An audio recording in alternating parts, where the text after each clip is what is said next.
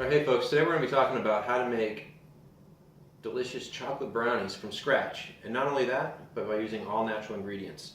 So we're going to be substituting out the sugar for a stevia leaf extract. It also goes by the name of Stevia, but you don't have to buy necessarily the brand name. This is the generic version right here. Instead of using butter, what we're going to be using is organic coconut butter. Much better for you. Certified organic flour, coconut butter spray for the non-stick oil. These are just some of the ingredients. And instead of using regular chocolate, we're using special dark chocolate. So if it all comes out right, it'll be like a dark chocolate fudge coconutty brownie. It's going to be delicious. So let's get going. Alright, so the first step before we do anything is wash our hands. I already did that off film. And the second thing that I did was I measured out the stevia extract. So if you look on here, it has a conversion list for what it would be in regular sugar. So it ended up coming out to 10 tablespoons, and the recipe calls for 1 2/3 cup sugar. So that came out to 10 tablespoons. Which is 2/3 a cup of this minus 2 teaspoons. If you want to look it up, you can. So now the next part is going to be 3/4 cup of baking cocoa, which is right over here. So when you're doing this, you want to do all your solids first, and then you do your liquids together, and then you combine them at the end. Unless the recipe calls for otherwise. Alright, now that we have all the solids together, as you can see, cocoa in there and everything else. I'm going to mix this all together and then I'll start on the liquids. If you're curious what the recipe is, it's going to be down below in the description. Since this has a lid with it,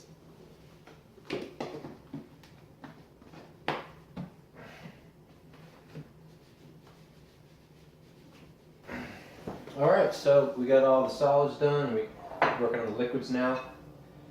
Coconut butter is actually solid below a certain temperature, below 76 degrees Fahrenheit. So, in retrospect, what I should have done is I should have heated it up so it makes it easier. But you do what you gotta do. So.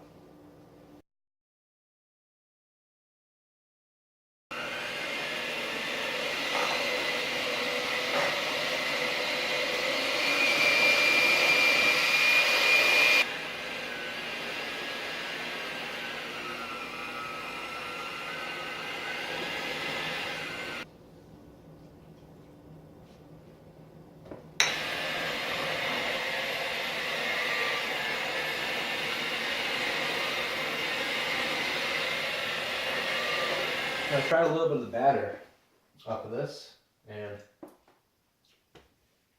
that's really good.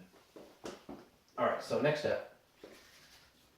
This stuff right here is 100% coconut oil, and it's a non-stick spray, so we're going to be using that for the brownie pan so it doesn't stick to the sides. Ooh, look at that. Dark chocolate fudge brownies.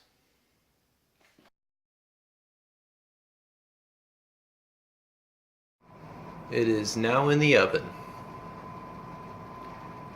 We're just waiting 20 minutes for it to be done. So I just put a knife through it and it came out clean, so looks like it's done.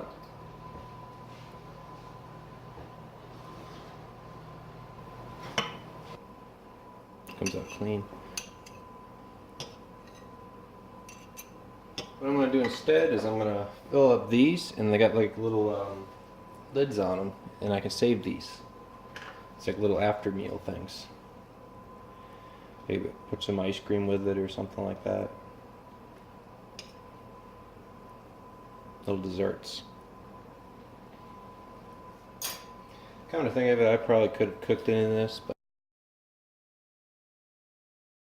Alright, now for the moment of truth. I had some strawberries on top of it for both color and flavor. So let's see how it tastes. If you like dark chocolate, this is amazing.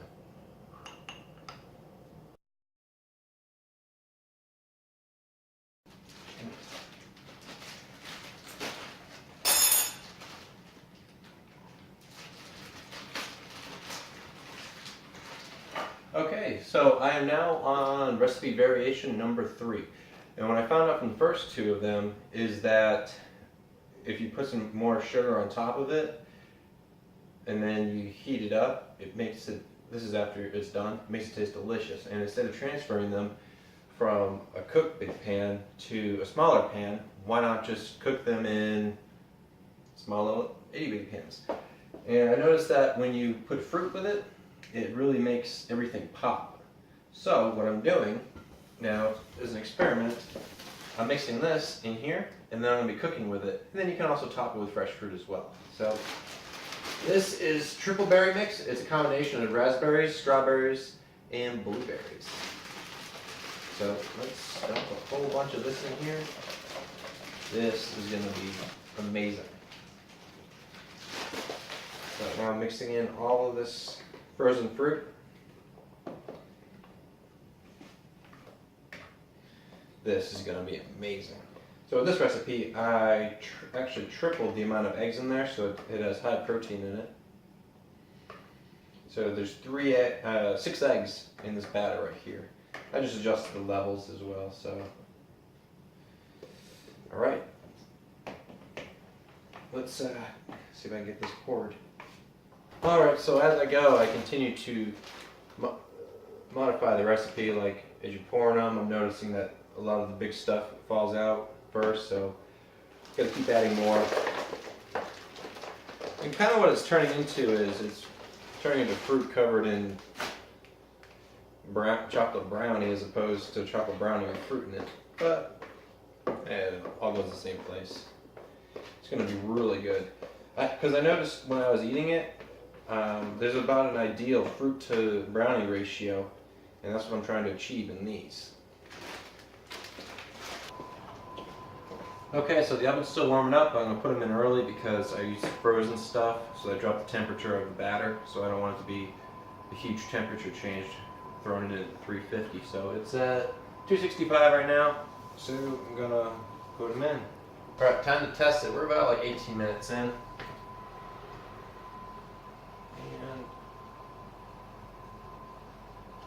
Nope. Still a little bit of chocolatey stuff has to cook, but that's wet from all the juices and stuff from the fruit. But that shouldn't be. So keep letting it cook.